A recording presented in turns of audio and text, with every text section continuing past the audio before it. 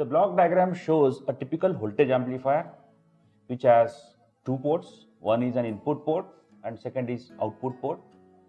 So a typical voltage amplifier takes input as an voltage. So input, let's say input is V in, a voltage which may be coming from a transducer. So it may be an output of a transducer or a sensor, and it produces output V out, which is amplified version of V in.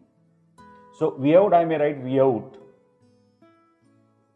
as AV times V in. Quite often they are called as HDL. So abbreviation is HDL, hardware description language. Okay, let us take an example of a digital hardware. Okay, besides that, so I'll just write down in general, so we can instantiate module within a module.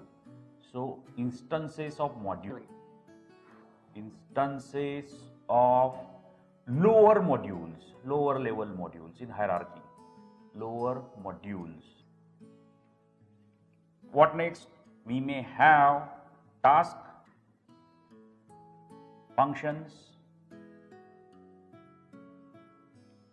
So within a module we may have task, functions, we may have the behavioral statements like always, initial, these are all behavioral statement.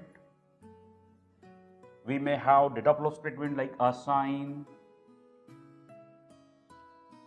Okay, so these are, we can have this many things within the module. Now we will assume that these are all rising edge triggered, positive edge triggered.